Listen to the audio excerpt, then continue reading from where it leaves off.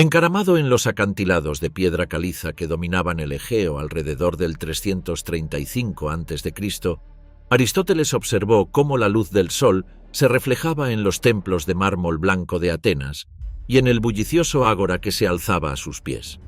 En esta ciudad, reflexionó, el poder reside en el pueblo, pero éste se deja llevar tanto por la pasión como por la razón. La política es una contienda de persuasión tanto como de virtud, y cada hombre busca su ventaja mediante el aplauso de sus iguales.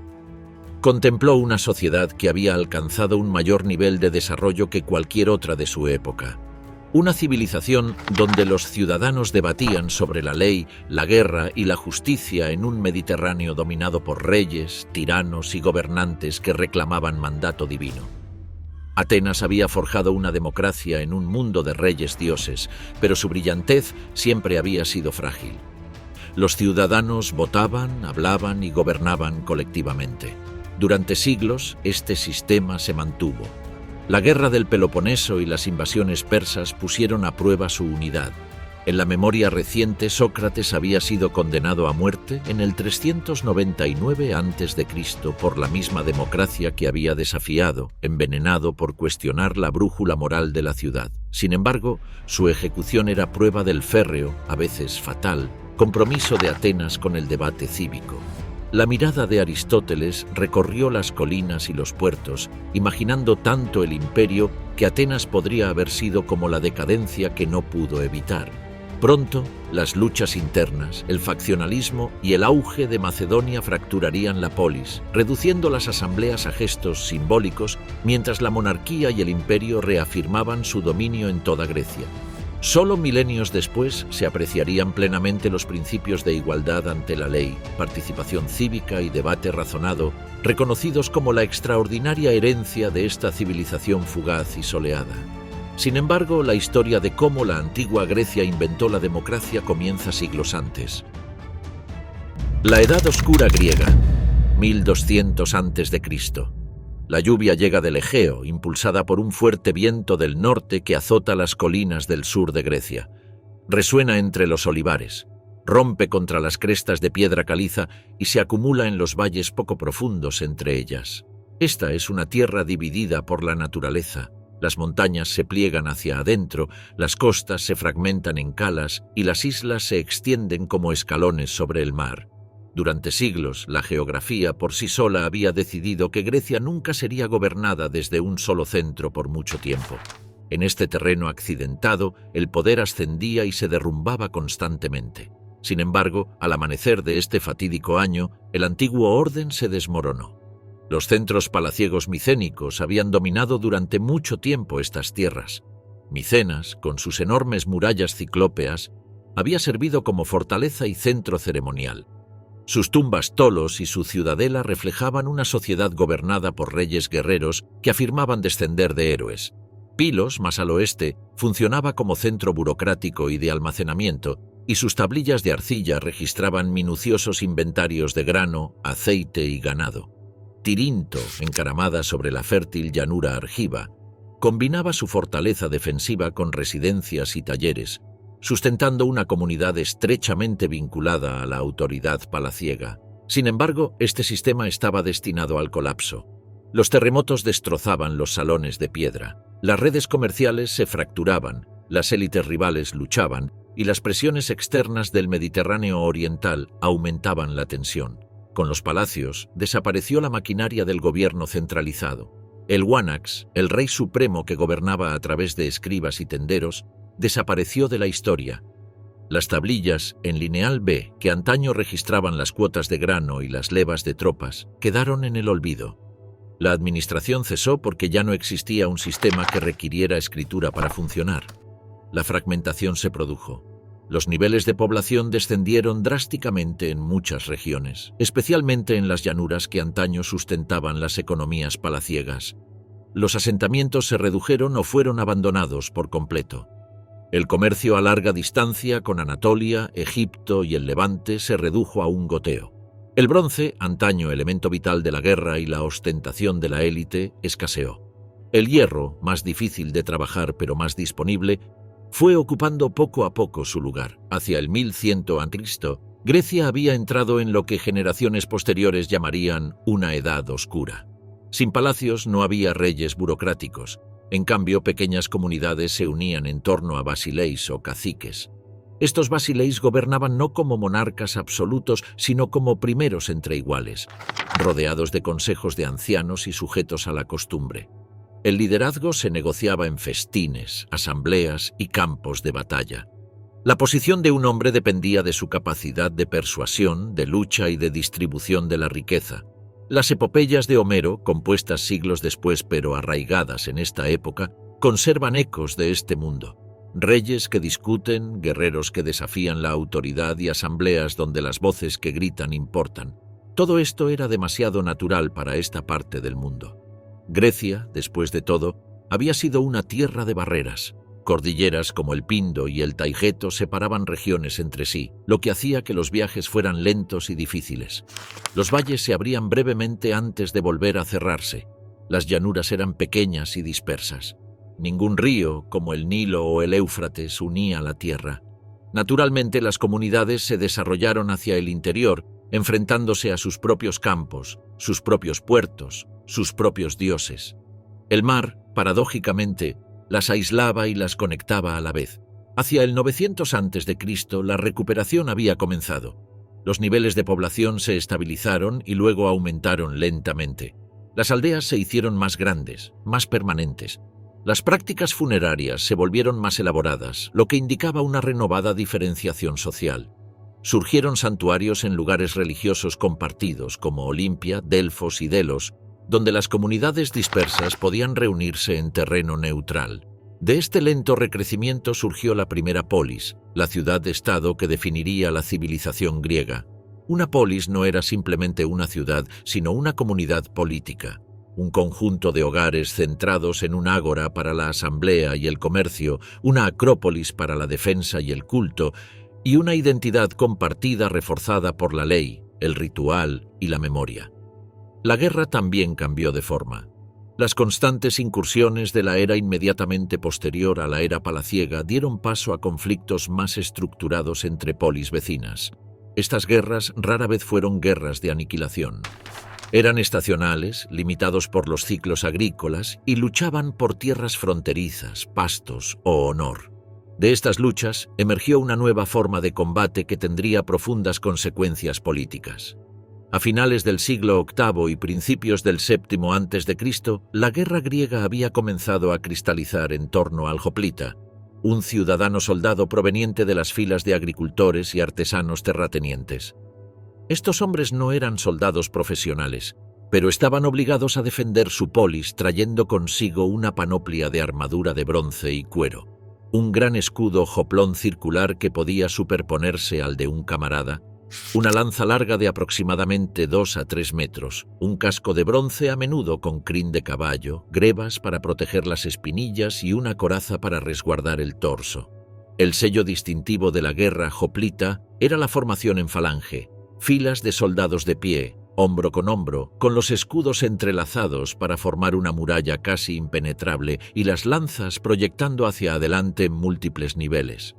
Cada hombre dependía de la protección del soldado a su izquierda, forjando una cohesión que transformó a un grupo de individuos en un único y dinámico organismo de guerra.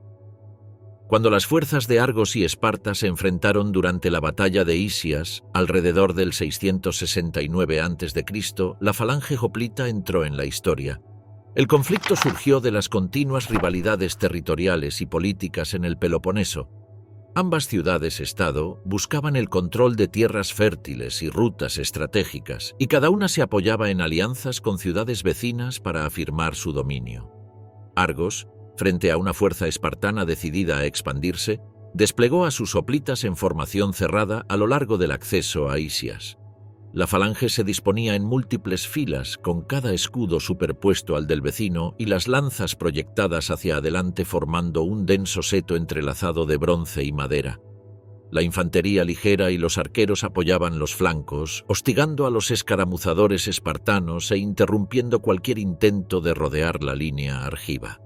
El campo de batalla presentaba suaves elevaciones y depresiones que dificultaban la maniobrabilidad de los espartanos, encaminándolos hacia las rígidas líneas de la falange. Los comandantes en la retaguardia coordinaban los cambios en la formación, avanzando a medida que las primeras filas se enfrentaban, mientras que las reservas reemplazaban las bajas en tiempo real. La victoria dependía de la cohesión. Un solo lapsus podía crear una brecha que un destacamento de lanza o caballería enemigo podía aprovechar para romper la línea. La disciplinada ejecución de los argivos obligó a los espartanos a retirarse. Esta batalla marcó un punto de inflexión en la cultura militar griega. Mientras que los conflictos anteriores habían estado dominados por incursiones esporádicas, emboscadas y el valor personal de los guerreros aristocráticos, la falange hoplita exigía confianza, un propósito compartido y un entrenamiento riguroso. Los hombres debían mantener una línea hombro con hombro. Fundamentalmente, los hoplitas se equipaban. Las armaduras y las armas eran caras, pero no inalcanzables. Pero no se trataba solo de honor o gloria. Un hombre que luchaba por la polis esperaba tener voz y voto en sus decisiones. A medida que las polis maduraban, las tensiones internas se agudizaban. Las antiguas familias aristocráticas reclamaban privilegios ancestrales, mientras que los agricultores y comerciantes, recién llegados a la prosperidad, exigían reconocimiento.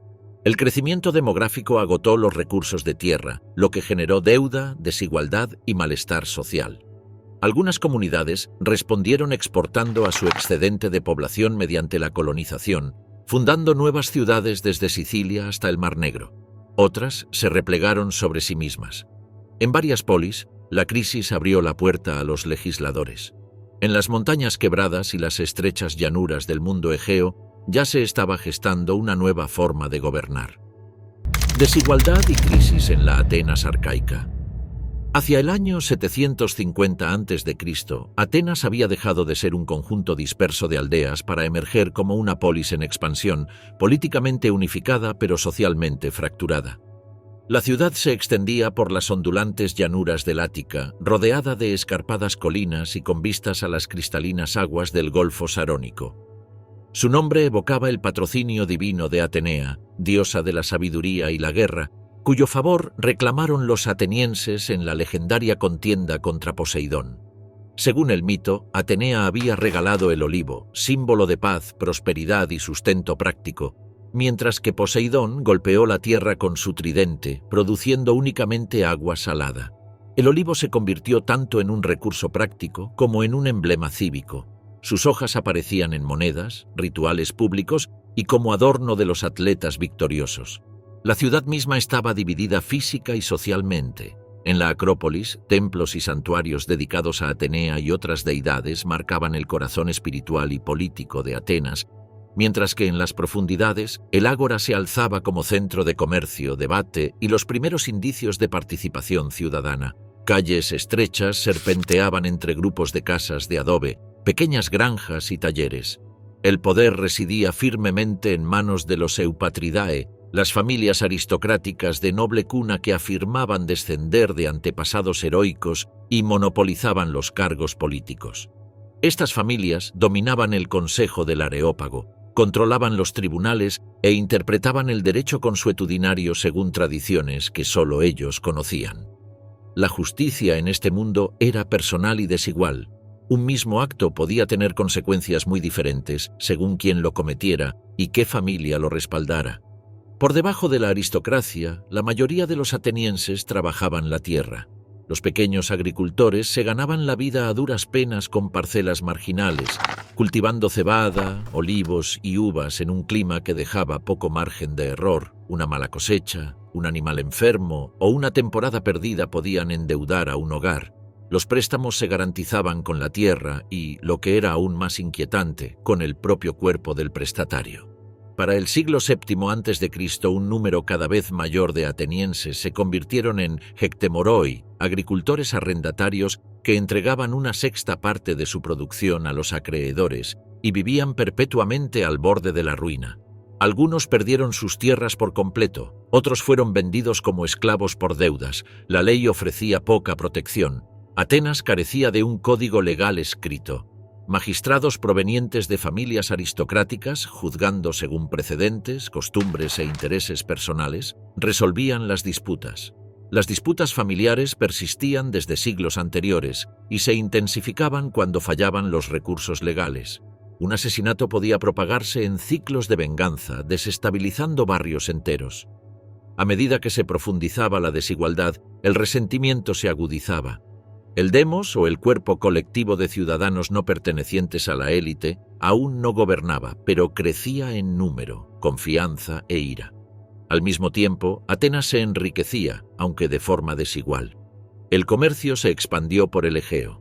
La cerámica con influencias atenienses llegó a Ionia, las Cícladas y más allá. La plata de las minas de Laurión circuló, enriqueciendo a comerciantes y aristócratas. La nueva riqueza alteró las antiguas jerarquías. Los hombres sin ascendencia noble ganaron influencia a través del comercio, mientras que los agricultores endeudados se hundieron aún más. El orden social se endureció al mismo tiempo que se volvía menos estable, y la brecha entre ricos y pobres se hizo cada vez más visible en la vestimenta, la vivienda, las prácticas funerarias y el acceso al poder. A principios del siglo VII a.C., Atenas se tambaleaba al borde del estancamiento. Conflictos civiles. Otras polis griegas ofrecían ejemplos sombríos. En Corinto, los tiranos tomaron el poder en medio del malestar social. En Megara y Samos, los líderes populares derrocaron a las aristocracias, gobernando mediante la fuerza y el carisma. En Atenas, muchos temían que se avecinara el mismo destino. Los aristócratas temían que el demos se alzara violentamente. Los pobres temían la servidumbre perpetua. Ambos bandos presentían que el orden existente no podía mantenerse. En medio de esta crisis, Atenas dio sus primeros pasos vacilantes hacia algo nuevo. Al amanecer del año 621 a.C., Atenas se enfrentaba a una creciente inestabilidad. La desigualdad se había profundizado a lo largo de generaciones. Los pequeños agricultores se hundían en las deudas, muchos caían en servidumbre como Hectemoroi y las familias aristocráticas dominaban los tribunales, los consejos y la aplicación del derecho consuetudinario. Las disputas familiares bullían en los barrios y la violencia ocasional estallaba en ciclos de venganza. La necesidad de orden era urgente. Draco y Solón, ley y reforma. Draco, miembro de la aristocracia, fue seleccionado para esta tarea. Provenía de una familia de cierta posición, pero destacaba por su reputación de hombre erudito y meticuloso, con gran conocimiento tanto del derecho como de la administración cívica. Si bien no era un reformador en el sentido moderno, poseía la autoridad y el prestigio social necesarios para imponer un marco legal visible y coherente en Atenas. Una ciudad donde las leyes no escritas habían sido interpretadas selectivamente durante mucho tiempo por familias poderosas. Su nombramiento fue un compromiso.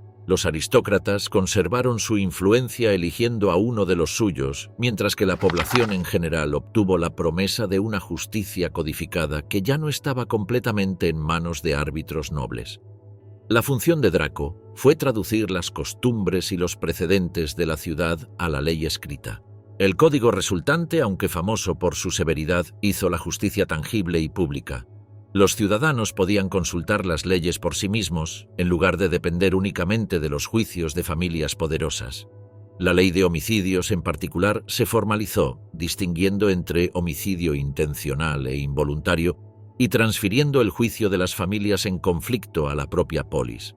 La severidad de las penas de Dracón, como la muerte incluso por delitos menores, según la tradición posterior, conmocionó tanto a contemporáneos como a descendientes. Sin embargo, su dureza tenía un propósito. La ley escrita, incluso la ley brutal, limitaba la arbitrariedad y obligaba tanto a magistrados como a ciudadanos. Por primera vez, los atenienses podían señalar un texto en lugar del linaje para exigir justicia. El paisaje de Atenas absorbió este cambio. Estelas de piedra con leyes se alzaban a la vista del público. El ágora se convirtió no solo en un mercado, sino en un punto de referencia legal. El poder seguía favoreciendo a la élite, pero ahora estaba limitado por el texto. Dracón no resolvió la desigualdad, ni pretendía hacerlo. Sus leyes congelaron las jerarquías existentes en forma escrita, pero al hacer visible la ley, alteró la relación entre el ciudadano y la autoridad. Las presiones que habían exigido las leyes de Dracón no disminuyeron. La esclavitud por deudas continuó socavando la ciudadanía. Los agricultores perdieron tierras, las familias se fragmentaron y los atenienses fueron vendidos al extranjero. La riqueza del comercio fluyó de forma desigual. A principios del siglo VI a.C., Atenas volvió a estar al borde de la estasis. La guerra civil parecía inminente.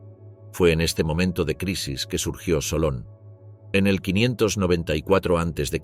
fue elegido arconte y se le concedió autoridad extraordinaria para reformar el Estado. Fue elegido no por representar a una facción, sino porque pertenecía imperfectamente a todas. Nacido en una familia aristocrática pero dedicado al comercio, Solón comprendía tanto el privilegio como la precariedad. Sus reformas intentarían algo sin precedentes: estabilizar la polis, no aplastando a un bando, sino reequilibrando todo el sistema. Solón comenzó donde la tensión era más aguda. Abolió la esclavitud por deudas por completo, liberando a quienes estaban esclavizados por deudas y prohibiendo los préstamos con garantía del cuerpo.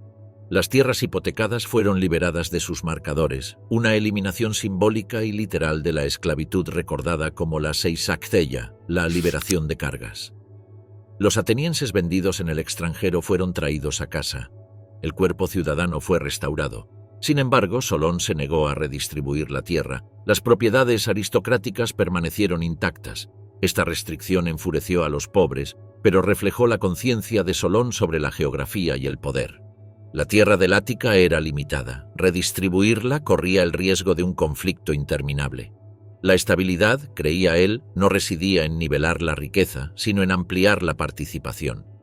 Con ese fin, Solón reorganizó la sociedad ateniense en 4 clases de riqueza basadas en la producción agrícola, medida en medimnoi, una unidad estándar de grano que reflejaba la capacidad productiva de un hogar. En la cima se encontraban los pentacosio medimnoi, o los hombres de 500 medidas, cuyas propiedades producían al menos 500 medimnoi de grano, aceite o vino anualmente. Estos eran los ciudadanos más ricos, elegibles para los cargos más altos y de quienes se esperaba que financiaran importantes obligaciones públicas, desde buques de guerra hasta festividades religiosas. Por debajo de ellos estaban los hipeis o itui, que podían mantener un caballo de guerra y servir como caballería. Sus ingresos oscilaban aproximadamente entre 300 y 499 medimnos. La tercera clase, los zeugitai, derivaba su nombre del yugo, lo que indicaba que se trataba de hombres que podían permitirse un par de bueyes. Con una producción de entre 200 y 299 medimnos, constituían la columna vertebral de la infantería hoplita, abasteciéndose de su propia armadura y escudo, y podían acceder a magistraturas inferiores. En la base se encontraban los tetes, ciudadanos cuya producción era inferior a 200 medimnos. Aunque no podían ejercer cargos públicos bajo el sistema de Solón, su inclusión fue revolucionaria. Se les concedió pleno acceso a la asamblea y a los tribunales populares, lo que les dio por primera vez voz directa en la legislación y la justicia. Esta reestructuración no eliminó la desigualdad, pero transformó la lógica de la sociedad ateniense. La participación política ya no se justificaba únicamente por la ascendencia noble, sino por una contribución mensurable a la comunidad.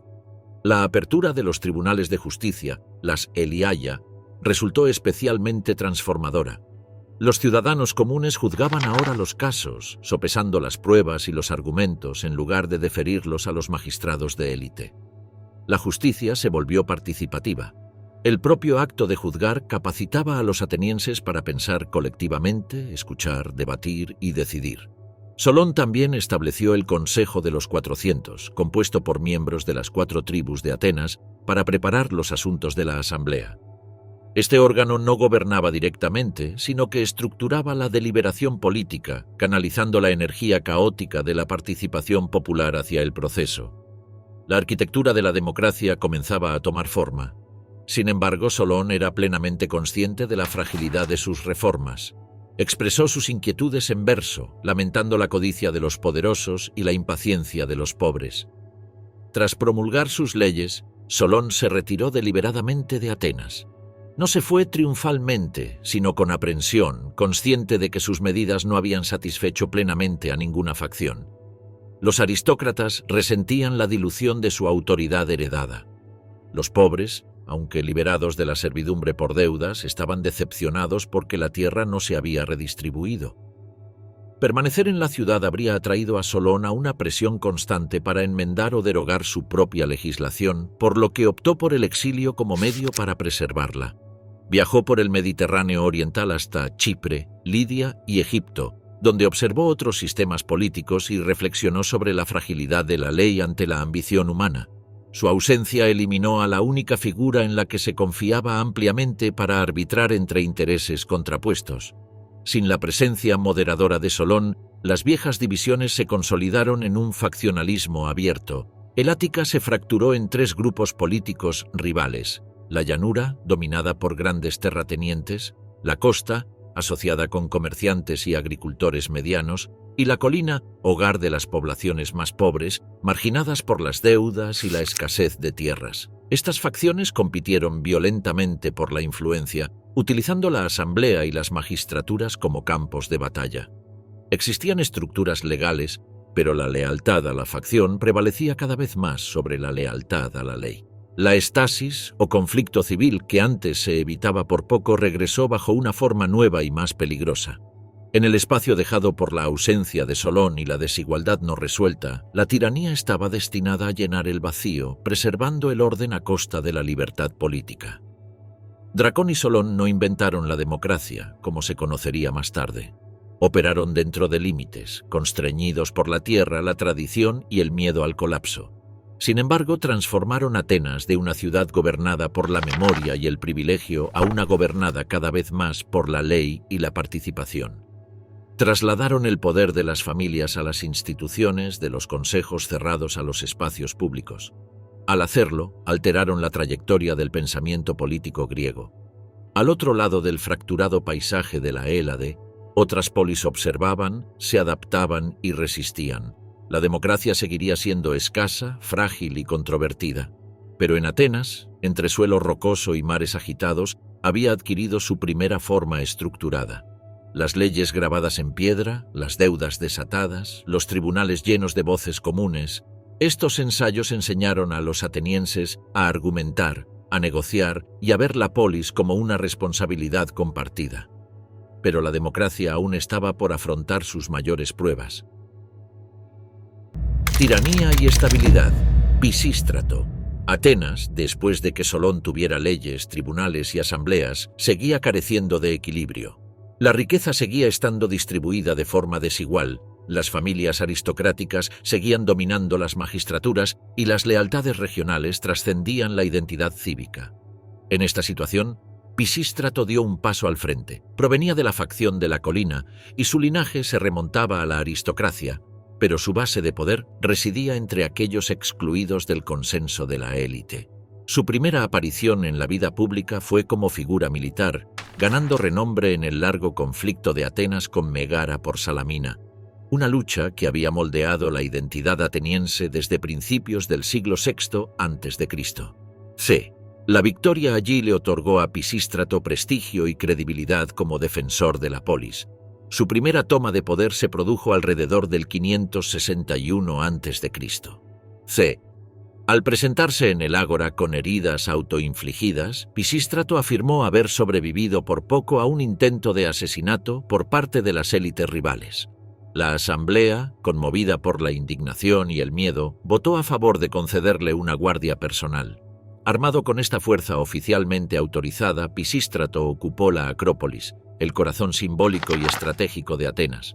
Su reinado fue breve. Las facciones aristocráticas se unieron contra él y fue expulsado a los pocos años. Sin embargo, el precedente estaba sentado. El poder no podía tomarse aboliendo las instituciones, sino sometiéndolas. El exilio de Pisístrato agudizó su comprensión de la política ateniense. Cuando regresó alrededor del 556 a.C., lo hizo mediante alianzas, no mediante una confrontación. Se alió con Megacles, de la familia Alcmeónida, sellando su pacto mediante matrimonio y regresando a Atenas sin derramamiento de sangre. Esta segunda tiranía se derrumbó cuando la alianza se fracturó por disputas sobre sucesión y legitimidad, y Pisístrato volvió al exilio. El tercer y último regreso fue el que preparó con más esmero. Durante sus años en el extranjero, Pisístrato consiguió el apoyo financiero de Tracia y Eubea, recurriendo a los ingresos de la plata cerca del monte Pangeo y reclutando mercenarios curtidos por la guerra fronteriza. En el 546 a.C., desembarcó en Maratón, una región simpatizante de su causa y estratégicamente alejada de las fortalezas aristocráticas. Desde allí, avanzó tierra adentro, encontrando oposición en Palene. La geografía era crucial en este caso. Colinas bajas, caminos estrechos y terreno accidentado favorecían una fuerza disciplinada, móvil y unificada, ventajas que Pisístrato había reunido cuidadosamente durante años de exilio. El ejército de Pisístrato era una fuerza híbrida, a diferencia de las milicias ciudadanas tradicionalmente desplegadas por las polis griegas. Fuentes antiguas, especialmente Heródoto, sugieren que su núcleo estaba formado por mercenarios profesionales reclutados en Tracia y Eubea, financiados con los ingresos de las regiones ricas en plata cercanas al monte Pangeo. Estos hombres eran experimentados, estaban acostumbrados a las campañas y eran leales a la paga más que a la facción. Junto a ellos marchaban partidarios de la facción de las colinas del Ática, ciudadanos más pobres y seguidores rurales que veían en Pisístrato a su campeón. Las estimaciones modernas sugieren que comandaba entre 2.000 y 5.000 hombres. No se le oponía un ejército ateniense unificado, sino una coalición de fuerzas aristocráticas formada apresuradamente, proveniente de facciones rivales dentro de la ciudad. Estas tropas estaban compuestas predominantemente por hoplitas ciudadanos, terratenientes que podían permitirse armaduras de bronce y que respondieron al llamado por obligación más que por entusiasmo. Su número podía igualar o incluso superar a la fuerza de Pisístrato, pero carecían de cohesión. El liderazgo estaba dividido entre aristócratas rivales que desconfiaban entre sí tanto como temían a Pisístrato. Fundamentalmente subestimaron a su oponente. Confiados en que un tirano que regresaba del exilio representaba poca amenaza, avanzaron con descuido, sin una formación estricta ni un reconocimiento seguro. Pisístrato permitió que el enemigo se acercara por el camino de Atenas hacia Maratón, llevándolos a un terreno que restringía su capacidad para desplegar una falange completa. Como relata Heródoto, las fuerzas enemigas se detuvieron para comer y descansar, dejando a un lado sus escudos y rompiendo la formación. Fue en ese momento de vulnerabilidad que Pisístrato atacó. Sus mercenarios avanzaron rápidamente, manteniendo el orden y el impulso, mientras sus partidarios atacaban coordinadamente. El asalto fue repentino y psicológicamente devastador. Los hoplitas, sorprendidos sin escudos ni cascos, no pudieron recomponerse con la suficiente rapidez para afrontar la carga. El pánico cundió entre las filas aristocráticas. Algunos intentaron huir de vuelta a Atenas, otros se dispersaron por las colinas circundantes. Se dice también que Pisístrato ordenó a sus propios hijos que cabalgaran entre los atenienses que huían, advirtiéndoles que no sufrirían daño alguno si regresaban pacíficamente a sus hogares. Este calculado acto de clemencia evitó que la derrota se convirtiera en una masacre. El resultado fue decisivo. La resistencia aristocrática se derrumbó casi de inmediato. Los principales oponentes huyeron o fueron capturados, mientras que otros se sometieron. En cuestión de días, Pisístrato marchó sobre Atenas sin oposición. Desarmó a la población selectivamente, confiscando armas a enemigos conocidos y permitiendo a los ciudadanos comunes retomar sus vidas. La Acrópolis cayó en sus manos, no por asedio, sino por la ausencia de fuerzas dispuestas a defenderla. Esta vez, su tiranía perduró. Sin embargo, lo que siguió frustró las expectativas moldeadas por tiranías más severas en otras partes de Grecia. Pisístrato no desmanteló las instituciones de Solón. Las magistraturas continuaron funcionando, los tribunales atendieron casos y la asamblea se reunió regularmente. Las formas de vida cívica permanecieron intactas, aunque la autoridad última residía en un solo hombre. Esta continuidad fue deliberada. Al preservar las estructuras familiares, Pisístrato redujo la resistencia y permitió a los atenienses creer que su ciudad aún les pertenecía. Gobernó mediante la presencia en lugar del terror, interviniendo selectiva y decisivamente cuando se le cuestionaba. En el ámbito económico, Pisístrato estabilizó el Ática. Impuso un modesto impuesto agrícola, a menudo citado por fuentes posteriores como de aproximadamente el 10%, que financió proyectos estatales y el mecenazgo. Los pequeños agricultores recibieron préstamos para mantener la productividad de sus tierras, lo que redujo la probabilidad de nuevas crisis de deuda. Las grandes propiedades se mantuvieron, pero su dominio se vio mitigado por un mayor acceso al crédito y la estabilidad. Las obras públicas transformaron Atenas física y simbólicamente. Las carreteras conectaron el campo con la ciudad, las fuentes mejoraron el acceso al agua. El ágora se expandió como centro comercial y social. En la Acrópolis se reconstruyeron y embellecieron santuarios, reforzando el papel de Atenea como protectora de la ciudad. Estos proyectos generaron empleo y reforzaron la idea de Atenas como un espacio cívico unificado. Culturalmente, Pisístrato transformó la identidad ateniense. Expandió las Panateneas hasta convertirlas en un gran espectáculo cívico que unía el Ática rural con el centro urbano. El ritual religioso se convirtió en cívico, atrayendo a agricultores, artesanos y élites a una participación compartida. Patrocinó a poetas y rapsodas, supervisando la recitación estandarizada de las epopeyas homéricas. Esto no era una mera indulgencia artística. Homero ofrecía un pasado compartido, un lenguaje de heroísmo y orden que trascendía las facciones. A través de festivales, mitos y rituales, Pisístrato brindó a los atenienses una historia a la que todos podían pertenecer. Militarmente, su gobierno fue cauteloso pero eficaz. Mantuvo las milicias ciudadanas, preservando la idea de que la defensa seguía siendo un deber cívico y no el monopolio de un tirano. Las posiciones estratégicas en el Ática eran vigiladas y los partidarios leales ocupaban puestos clave. Atenas fortaleció su posición en el Egeo, afianzando su influencia sobre las islas cercanas y protegiendo las rutas comerciales. Pisístrato murió en paz en el 527 a.C., un final inusual para un tirano griego. El poder pasó a sus hijos, Hipias e Hiparco. Al principio prevaleció la continuidad. Hiparco supervisaba la vida cultural, continuando el patrocinio de poetas y festivales, mientras que Hipias se encargaba de la administración y la seguridad. Durante más de una década, Atenas se mantuvo próspera y ordenada. La tiranía, antaño temida, se había normalizado. El punto de inflexión llegó en el 514 a.C., cuando Harmodio y Aristogitón asesinaron a Hiparco durante la procesión de las Panateneas. El acto no logró derrocar el régimen, pero sí quebrantó su equilibrio. Hipias, ahora gobernando en solitario, abandonó la moderación.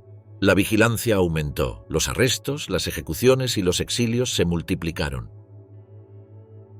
Las familias que antes se conformaban con las órdenes de Pisístrato comenzaron a conspirar contra su hijo. Los aristócratas exiliados buscaron ayuda externa, sobre todo de Esparta. Los alcmeónidas, ricos e influyentes, utilizaron sus recursos para influir en Delfos, asegurándose de que los líderes espartanos escucharan repetidamente los mandatos divinos para liberar Atenas. Alrededor del 510 a.C., el rey espartano Cleómenes I intervino. Las expediciones iniciales fracasaron, pero la presión aumentó. Cuando las fuerzas espartanas entraron en el Ática, Hipias se encontró aislado. Un momento crítico llegó cuando sus hijos fueron capturados durante una escaramuza en las afueras de la ciudad. Ante su destino, Hipias capituló, entregó a Atenas y se exilió, poniendo fin a más de 3 décadas de tiranía. Clístenes y el nacimiento de la democracia. Atenas, en las décadas posteriores a la caída de Hipias en el 510 a.C., era una ciudad que se tambaleaba entre el control faccional y las aspiraciones cívicas. Hipias huyó al exilio, encontrando finalmente refugio en la corte persa, donde posteriormente asesoraría a Darío I en asuntos griegos. Su partida puso fin a la dinastía Pisístrátida, pero no a la inestabilidad que había contenido durante casi medio siglo. En los turbulentos años posteriores, Atenas no se convirtió inmediatamente en democrática. En cambio, se tambaleó entre visiones opuestas de gobierno. Iságoras, un aristócrata alineado con las familias más conservadoras, buscó tomar el control restaurando el dominio oligárquico. Contó con el apoyo espartano y en el 508 a.C., Cleómenes regresó a Atenas, esta vez para instaurar a Iságoras como gobernante. Juntos intentaron desmantelar las instituciones populares emergentes y expulsaron a cientos de ciudadanos acusados de contaminación ritual, incluyendo a miembros de la poderosa familia Alcmeónida a la que pertenecía Clístenes. Cuando la resistencia aumentó, Cleómenes ocupó la Acrópolis, convirtiendo la roca sagrada en una fortaleza militar. Lo que siguió fue un asedio nacido de la rebeldía cívica. Atenienses comunes, agricultores, artesanos, remeros y hombres sin pedigrí aristocrático rodearon la Acrópolis e interrumpieron el suministro. Durante 2 días, la guarnición espartana y los partidarios de Iságoras quedaron atrapados. Al tercer día, ante la hambruna y el aislamiento, Cleómenes negoció la retirada. Iságoras huyó con él. La victoria fue decisiva y simbólica. Un rey extranjero y su aliado oligárquico habían sido expulsados no por maniobras de la élite, sino por la acción popular colectiva.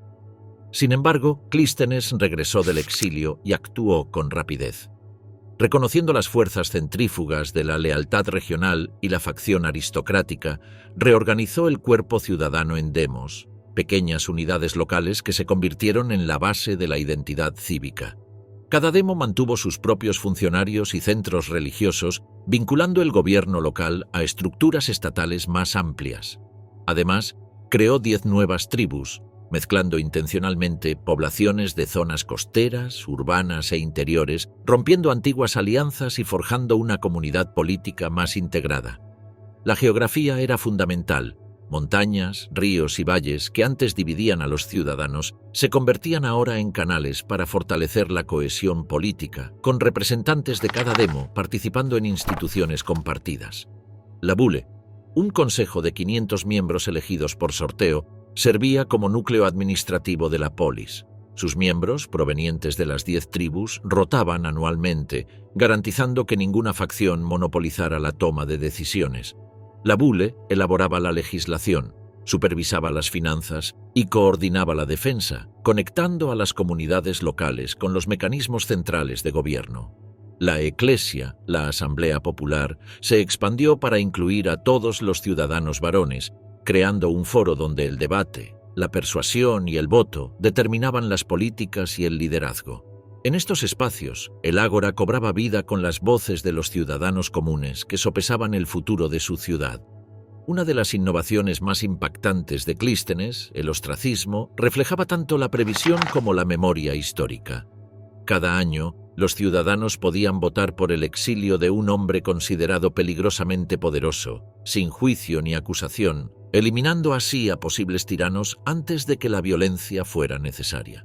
El principio de isonomía, o igualdad ante la ley, constituía la base de todas estas reformas, un cambio radical respecto al mundo que Atenas había habitado durante siglos. Las familias aristocráticas, desplazadas de su dominio tradicional, observaban estos cambios con inquietud. Algunos demos rurales se resistían a la autoridad central. Las polis vecinas observaban la transformación de Atenas con recelo o envidia.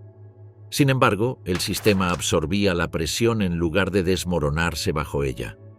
Donde generaciones anteriores habían respondido a la crisis con el exilio, el asesinato o la toma armada, los atenienses recurrían cada vez más al procedimiento, el debate y la decisión colectiva. El debate sustituyó a la violencia, las votaciones a los golpes de Estado y la ley al capricho. Incluso cuando el conflicto se cernía en los márgenes de la polis y el recuerdo del derramamiento de sangre permanecía vívido, las estructuras establecidas bajo Clístenes permitieron a Atenas adaptarse, sobrevivir y expandir su imaginación política. La democracia ya estaba aquí, imperfecta, pero ya estaba, y pronto se enfrentaría a su mayor desafío. La amenaza persa. En el 499 a.C., ciudades griegas como Mileto, Éfeso y Mitilene, sometidas durante mucho tiempo a tiranos designados por los persas bajo la autoridad del imperio aqueménida, se rebelaron contra el rey Darío I, buscando recuperar la autonomía local y el autogobierno cívico. La participación de Atenas fue limitada, pero simbólicamente potente. Se envió una pequeña flota de trirremes en apoyo de los griegos jonios, y juntos marcharon tierra adentro hasta Sardes, la capital sátrapa, que incendiaron en el 498 a.C. Las llamas que consumieron la ciudad baja causaron poco daño duradero al poder persa, pero marcaron a Atenas como un enemigo a ojos del imperio. Cuando la revuelta fracasó en el 493 a.C. y Mileto fue destruida, la lección fue clara. Persia no olvidaría. Para Atenas, esta breve intervención transformó un levantamiento regional en un ajuste de cuentas personal, vinculando a la joven democracia a un conflicto con la mayor potencia imperial de su época. El primer golpe llegó en el 490 a.C. en la llanura costera de Maratón. Decidido a castigar a Atenas por su papel en la revuelta jónica, el rey Darío I envió una fuerza expedicionaria persa bajo el mando de Datis el Medo y Artafernes, con entre 20 y 25.000 soldados. No se trataba de masas torpes, sino de un ejército imperial profesional, arqueros, infantería ligera y caballería transportados por una flota que fondeó frente a la bahía de Maratón. Su estrategia era sencilla: desembarcar en terreno abierto apto para la caballería, aplastar la resistencia local y navegar directamente hacia una Atenas indefensa. Frente a ellos se encontraban unos 10.000 hoplitas atenienses, a los que se sumaban unos 1.000 plateos, infantería pesada extraída del cuerpo ciudadano y comandada por generales electos, los strategoi. Entre ellos se encontraba Milcíades, veterano de la guerra persa. La autoridad se compartía con el polemarca Calímaco, cuyo voto sería decisivo para obligar a Atenas a la batalla. Los atenienses avanzaron hacia Maratón, conscientes de que el tiempo jugaba en su contra. Se habían solicitado refuerzos espartanos, pero se retrasaron por observancias religiosas. La caballería persa representaba una grave amenaza si se le permitía maniobrar con libertad. La decisión ateniense de combatir en la llanura, en lugar de retirarse tras las murallas de la ciudad, fue audaz e irreversible. Milcíades dispuso la falange joplita en una formación poco convencional, reduciendo el centro y reforzando las alas, anticipando que los persas presionarían con más fuerza en el centro. El propio terreno moldeó el encuentro. Marismas rodeaban la llanura en los bordes, colinas bajas protegían la retaguardia, y el ejército persa se encontraba comprimido entre el mar y la tierra, con su libertad de movimiento limitada. Al darse la señal, la línea griega avanzó a la carrera hasta el final, con los escudos en ristre y las lanzas en alto, minimizando la exposición a las flechas persas. El impacto fue catastrófico. Hoplitas, vestidos de bronce, se estrellaron contra la infantería persa, más ligera, cuya masa y cohesión abrumaron a los oponentes, armados principalmente con escudos de mimbre y lanzas cortas. El centro de la línea griega cedió bajo la presión, como era de esperar, pero las alas reforzadas resistieron y luego avanzaron hacia el interior, envolviendo a las tropas persas en un doble cerco. El pánico se apoderó de los invasores. Muchos huyeron hacia el mar, solo para ser empujados a las marismas, donde la armadura y el agotamiento resultaron fatales. Otros lucharon desesperadamente cerca de los barcos, donde el propio Calímaco murió al intentar apoderarse de las naves enemigas. Al final del día, las fuerzas persas estaban en plena retirada. Heródoto registró posteriormente cifras asombrosas de bajas, alrededor de 6.400 persas muertos contra menos de 200 atenienses. Aunque las cifras sean exageradas, reflejan la magnitud de la victoria. Maratón fue la primera vez que un ejército ciudadano derrotó decisivamente a las fuerzas de un gran imperio en combate abierto. La victoria fue inseparable de la estructura política de Atenas. La decisión de luchar se había debatido y aprobado colectivamente. El propio ejército estaba compuesto por hombres que poseían tierras, votaban en la asamblea y juzgaban casos en los tribunales. La disciplina militar reflejaba la disciplina cívica. Cada hoplita confiaba en el hombre que lo acompañaba como confiaba en las leyes que unían a la ciudad. Maratón demostró que la democracia no era una desventaja en la guerra, sino una fuente de fortaleza. En el silencio resonante tras la batalla, mientras se reunían los muertos y la flota persa se retiraba, Atenas vislumbraba un futuro en el que su libertad no solo se debatía en el ágora, sino que se defendía con decisión en el campo de batalla. Sin embargo, la amenaza estaba lejos de terminar. La muerte de Darío en el 486 a.C. no puso fin a la ambición persa. Su hijo, Jerjes, lanzó una invasión aún mayor. En el 480 a.C., Atenas se enfrentó a la aniquilación. Temístocles, un estadista astuto y a veces controvertido, reconoció el papel decisivo del mar.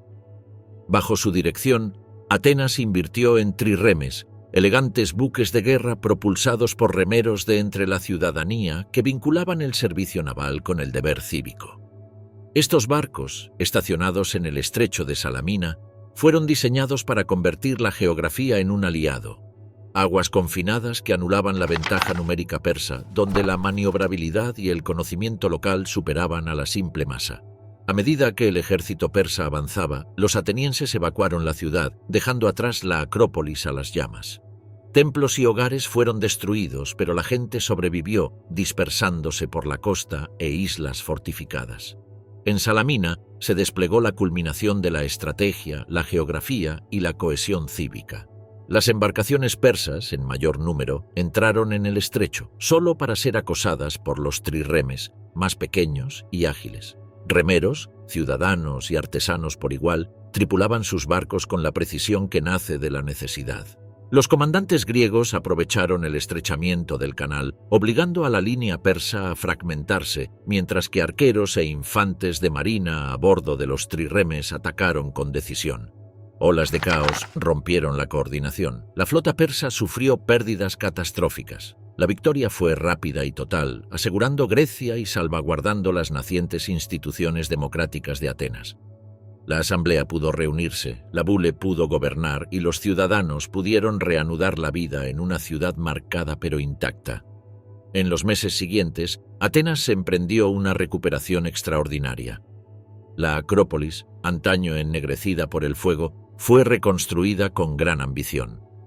De los escombros surgieron templos, incluyendo los precursores del posterior Partenón, que simbolizaban no solo la devoción religiosa, sino también la resiliencia cívica. Las obras públicas, financiadas con contribuciones de los aliados y tributos de la recién organizada Liga de Delos, reforzaron la interconexión entre la ciudad y el ciudadano. El ágora, donde el debate y el intercambio se habían visto interrumpidos por la guerra, volvió a florecer. Tras la guerra, Atenas emergió como una ciudad-estado más segura, más unificada y más consciente de lo que estaba en juego en la participación cívica. La democracia, aún joven, se había visto validada por la necesidad y sus instituciones se habían reforzado gracias a la memoria compartida de la supervivencia. Se reanudaron las reuniones de la bule. El ostracismo continuó protegiendo contra la concentración interna del poder y las asambleas ciudadanas participaron activamente en los asuntos públicos. Las victorias en Maratón y Salamina se convirtieron en piedras de toque, recordando a los atenienses que la polis no era simplemente un conjunto de murallas y caminos, sino un organismo vivo compuesto por su gente, sus deliberaciones y su capacidad de acción colectiva. Para el 479 a.C., tras la retirada de Jerjes y la expulsión de las fuerzas persas, Atenas se mantenía maltrecha pero firme. La ciudad había demostrado que los principios de participación cívica, responsabilidad colectiva e igualdad ante la ley no eran ideales vanos, sino mecanismos prácticos de supervivencia. La democracia, validada por el crisol de la guerra, se había ganado su lugar como principio organizador de la polis. La amenaza persa puso a prueba la capacidad de Atenas para movilizarse, unificar a ciudadanos dispares y defender tanto vidas como instituciones.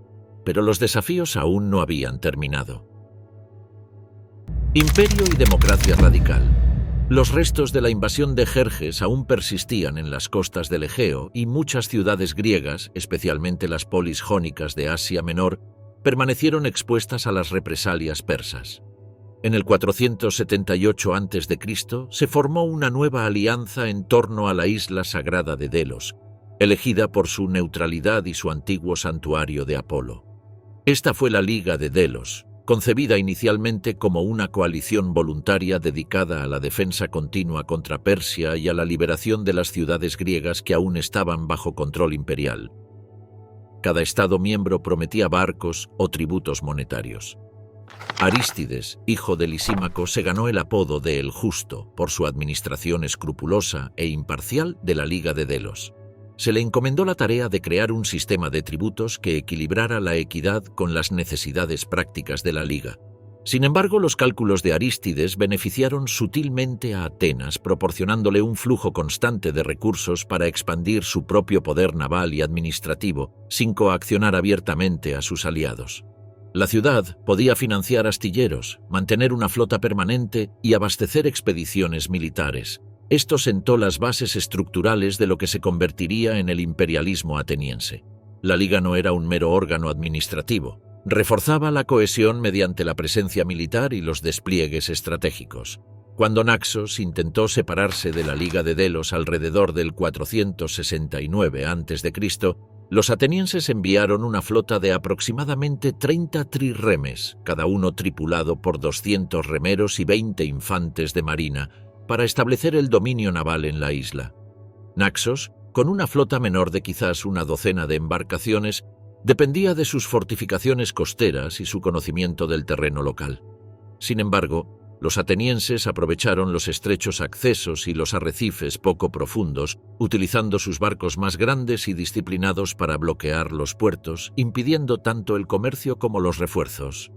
En tierra, un contingente de hoplitas, varios cientos de infantería fuertemente armada, desembarcó cerca del perímetro de la ciudad, asegurando terreno elevado y cortando las rutas de escape. Durante semanas, Atenas mantuvo una presión implacable.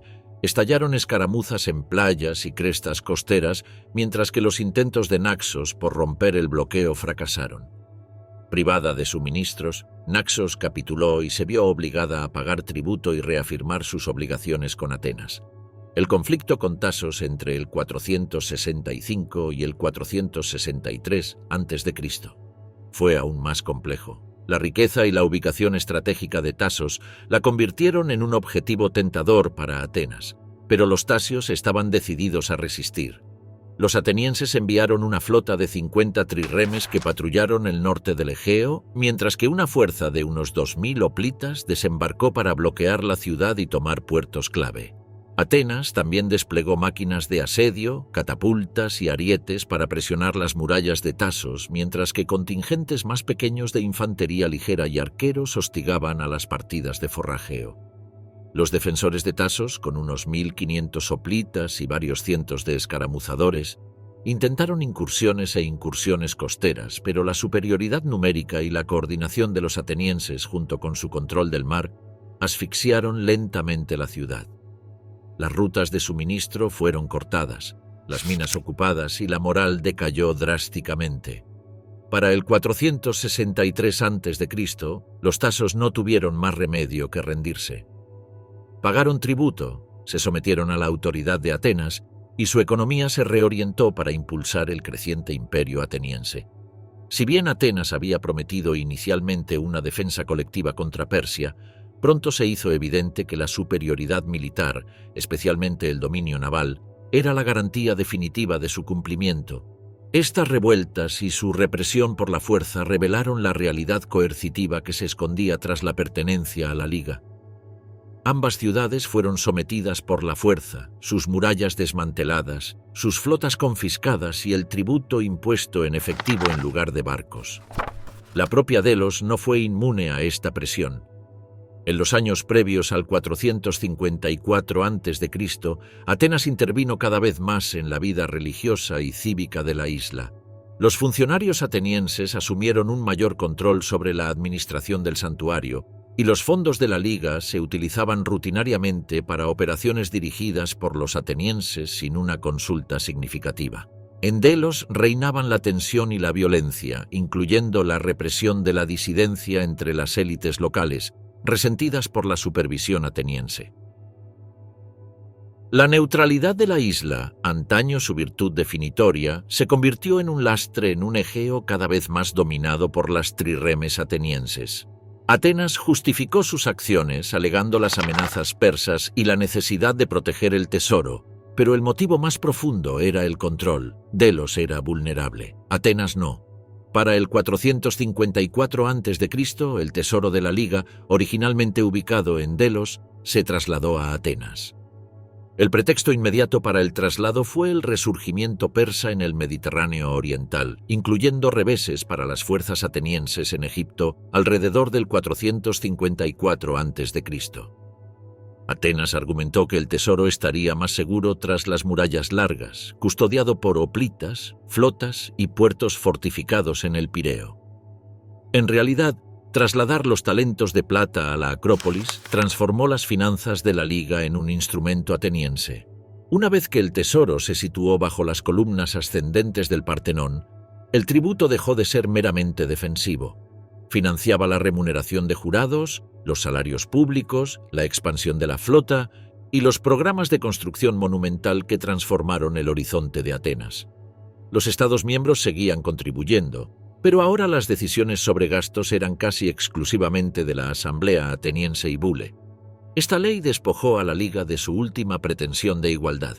Las listas de tributos se inscribieron en estelas de piedra en la propia Acrópolis, mostrando públicamente quién pagaba y cuánto, una afirmación visual de la jerarquía imperial. A las ciudades que dudaban o se resistían se les recordaba, mediante bloqueos, guarniciones y la fuerza, que la salida ya no era una opción.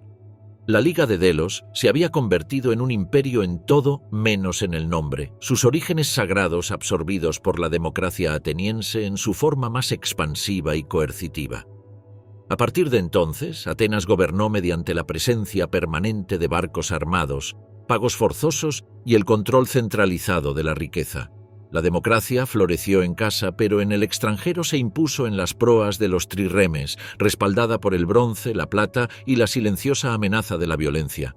La transformación de Atenas de un líder bélico entre iguales a un imperio naval se basó tanto en la aplicación disciplinada de las normas de Arístides como en las políticas posteriores de Pericles. Pericles y el cenit cultural. Pericles emergió en la década del 460 a.C. como la figura dominante de la política ateniense. A diferencia de líderes anteriores, su autoridad no residía únicamente en ocupar un cargo formal. Si bien ocupó repetidamente el cargo de estrategos o general, ejerció influencia gracias a su inigualable habilidad retórica, su capacidad para inspirar a la asamblea y su capacidad para alinear los intereses de diversos grupos sociales bajo una visión compartida para Atenas.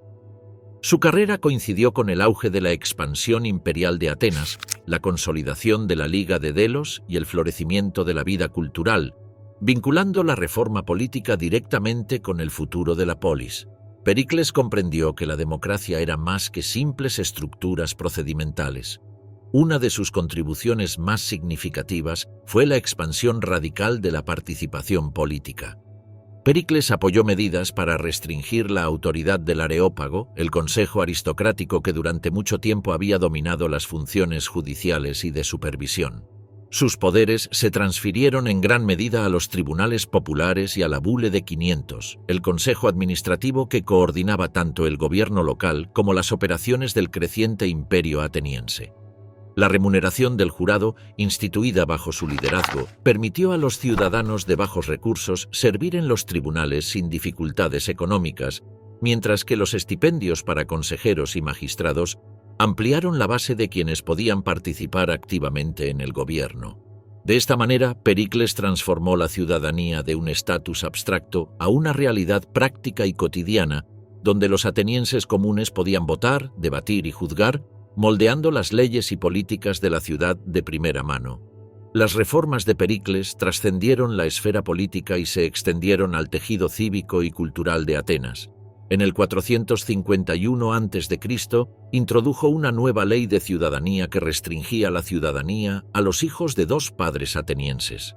Aunque aparentemente restrictiva, aclaró los límites de la membresía política en una época en que la riqueza imperial y las redes marítimas atraían a extranjeros y metecos, integrándolos en la vida económica, pero no en la política.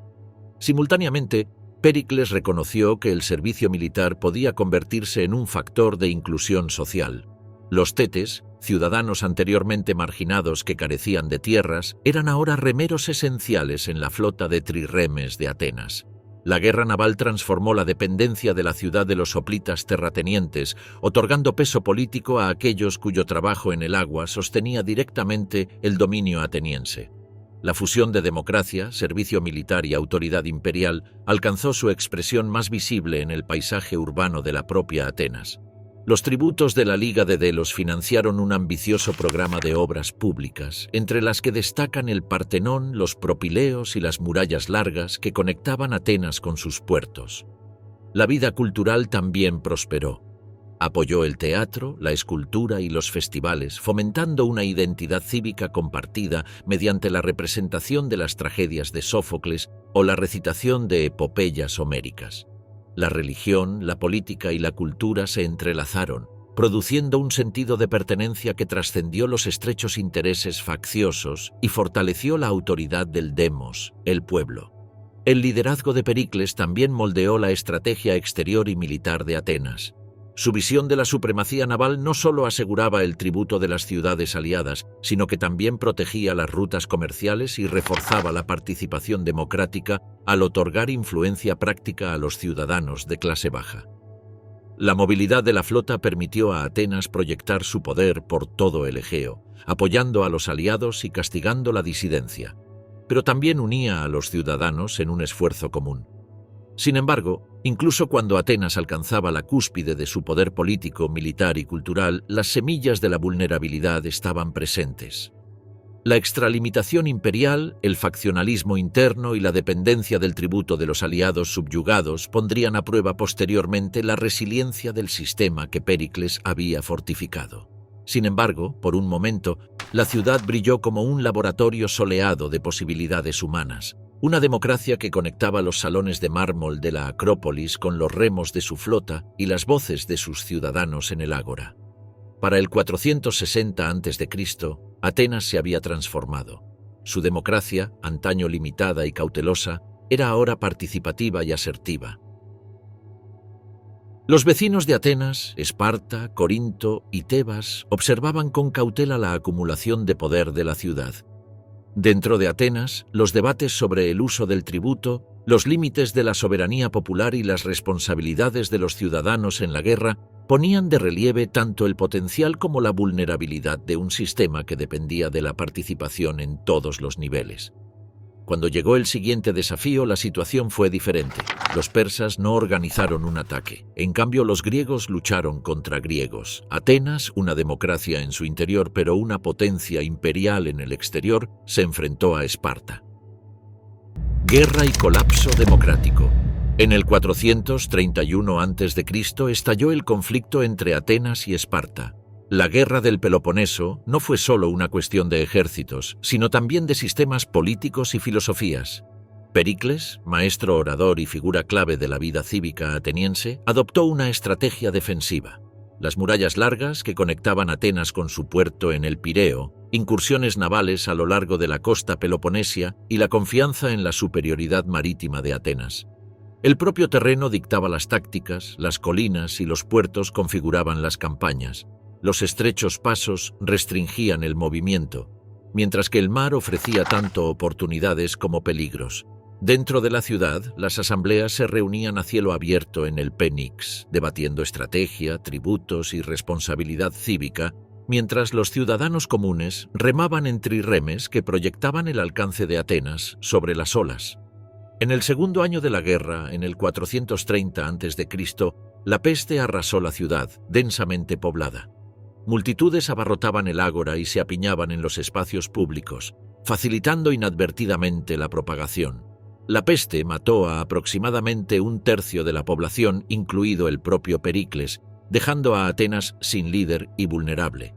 Las instituciones de gobierno de la ciudad, la asamblea, la bola y los tribunales continuaron funcionando, pero la voz guía que había unificado la estrategia y la moral había desaparecido.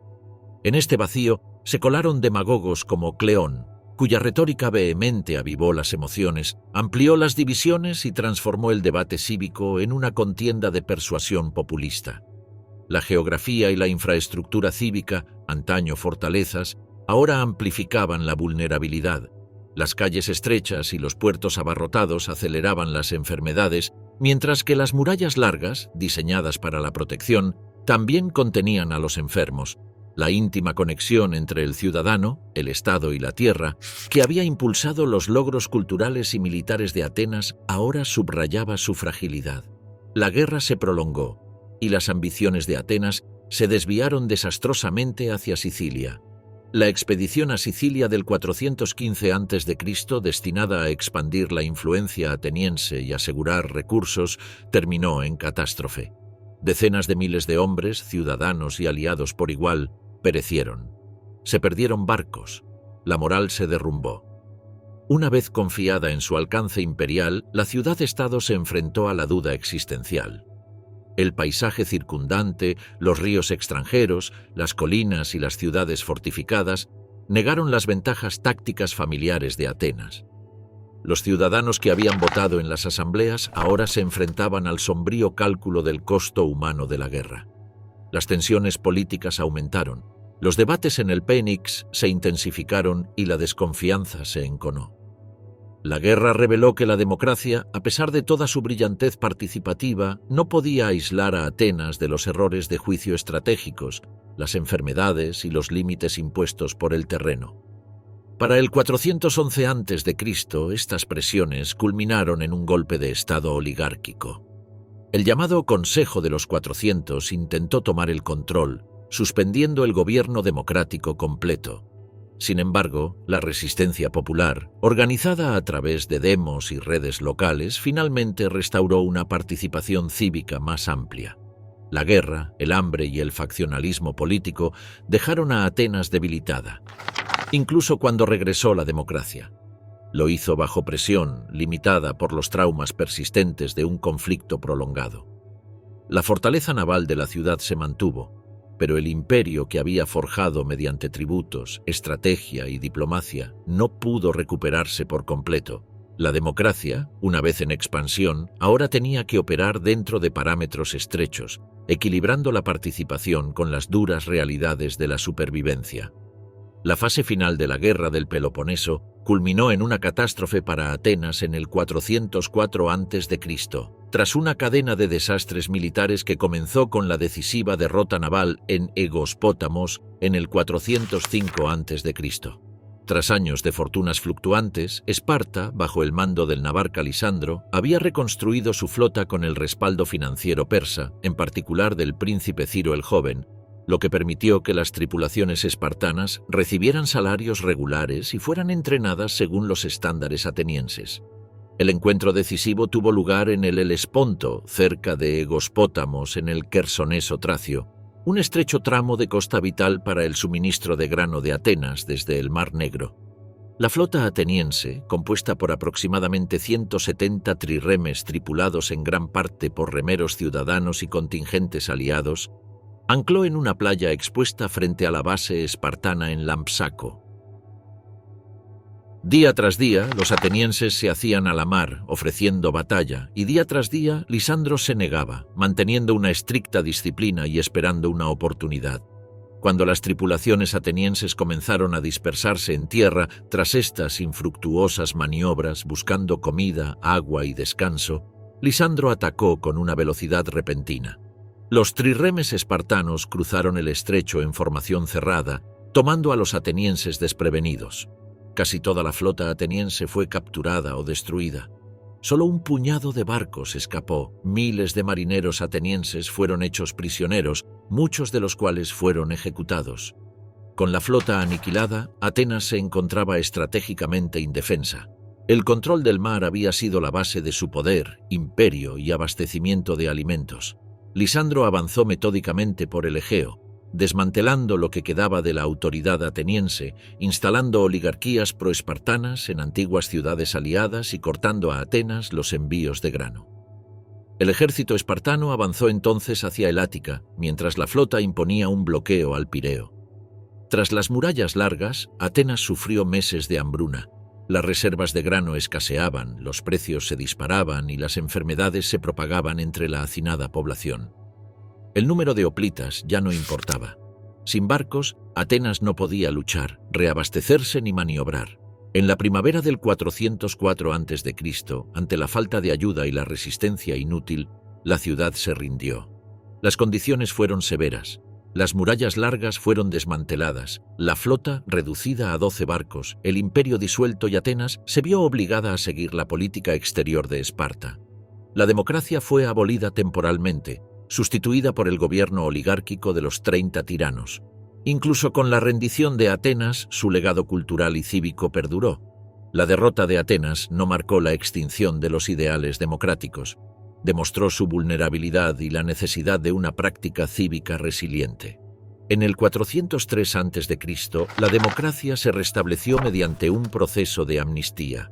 Las reformas legales priorizaron el imperio de la ley sobre la venganza, garantizando que la ciudadanía pudiera volver a deliberar y gobernar, aunque bajo la sombra de un trauma reciente. Atenas nunca recuperó su imperio.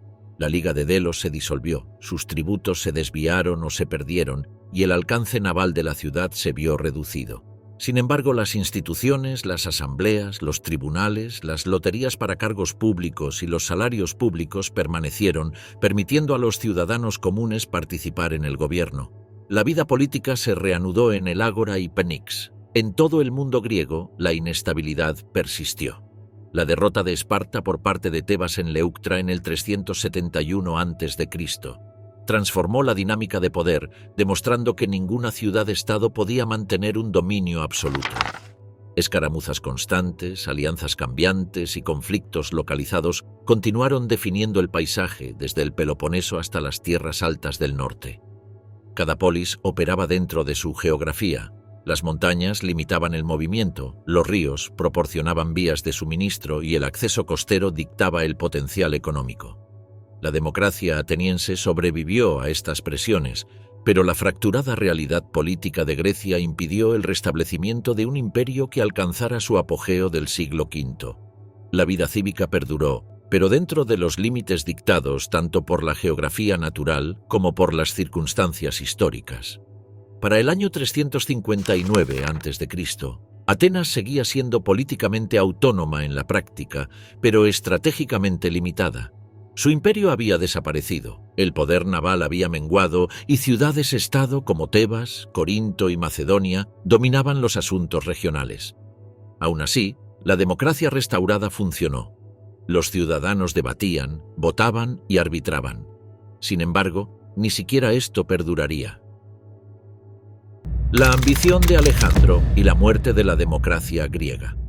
Para el año 359 a.C., Filipo II ascendió al trono macedonio, un hombre de astuto intelecto y formidable ambición, decidido a transformar tanto su patria como el fragmentado mundo griego que la rodeaba. Las montañas y los ríos de Macedonia, considerados durante mucho tiempo barreras para la comunicación y la cohesión, se convirtieron en los instrumentos mismos del genio militar de Filipo. Reorganizó el ejército, alargando las lanzas hasta convertirlas en la sarisa, una pica de más de 6 metros de longitud, y forjó su falange en un instrumento de guerra casi imparable, capaz tanto de defender en formación cerrada como de lanzar ataques repentinos y contundentes. Las aldeas a lo largo de los valles de Axios y Haliacmon sirvieron ahora como puntos de abastecimiento, y los ríos facilitaron el movimiento de tropas y provisiones, convirtiendo la geografía en un aliado estratégico. Mediante la diplomacia, el soborno y matrimonios cuidadosamente concertados, Filipo explotó las antiguas divisiones entre las ciudades-estado griegas, erosionando lentamente sus frágiles alianzas y el espíritu independiente que había nutrido la democracia ateniense. En el 338 a.C., la tensión latente entre Macedonia y las ciudades-estado griegas estalló en Queronea. Atenas y Tebas, tradicionalmente defensoras de su autonomía, movilizaron fuerzas hoplitas y caballería por las llanuras de Beocia. Sin embargo, la falange macedonia, disciplinada y sincronizada, combinada con la caballería de Alejandro, arrolló a las formaciones griegas. Las llanuras abiertas favorecieron las largas formaciones de picas, mientras que la caballería tebana intentó maniobras de flanqueo a través de suaves crestas y colinas bajas, solo para ser encauzada hacia un combate mortal por la planificación de Filipo. Tras horas de tenso y caótico combate, las fuerzas aliadas de las poleis del sur fueron derrotadas. Los vencedores no se limitaron a reclamar la supremacía en el campo de batalla, sino que impusieron un acuerdo político. La Liga de Corinto se formó bajo el liderazgo de Filipo, preservando nominalmente la autonomía de las ciudades-estado, al tiempo que las vinculaba a la supervisión macedonia. Las asambleas aún se reunían, los magistrados aún se reunían, pero la soberanía era ahora un barniz sobre el control estratégico de Macedonia. La democracia, que había florecido durante siglos de experimentación política y compromiso cívico, había sido despojada de su fuerza práctica. Sobrevivía en el ritual y el debate, pero las decisiones de Atenas y Tebas ahora estaban subordinadas a una voluntad externa. El asesinato de Filipo en el 336 a.C. cedió el manto de la ambición a su hijo, Alejandro. A los 20 años, Alejandro heredó no solo un ejército, sino también la cuestión no resuelta de la independencia griega. El primer acto de su reinado fue tanto una advertencia como una consolidación. En el 335 a.C., Tebas se rebeló. Alejandro actuó con rapidez, liderando a su ejército a través de los pasos de Beocia, aprovechando la exposición de la ciudad en medio de las llanuras circundantes. Tebas cayó en cuestión de semanas. Sus murallas fueron arrasadas, miles fueron ejecutados y los supervivientes esclavizados. En todo el mundo griego, Alejandro mantuvo las formas de gobierno democrático. Las asambleas continuaron reuniéndose, se nombraban magistrados y los festivales celebraban la vida cívica. Sin embargo, estos eran gestos más que instrumentos de política. Las decisiones sobre la guerra, los gobernadores macedonios o el propio rey, en última instancia, determinaban la diplomacia y la tributación. Incluso Atenas, con su orgullosa historia de experimentación democrática radical, se vio limitada. El Pnyx siguió siendo un lugar de encuentro, la bola continuó reuniéndose y los jurados se reunían, pero todo bajo la atenta mirada de la autoridad macedonia.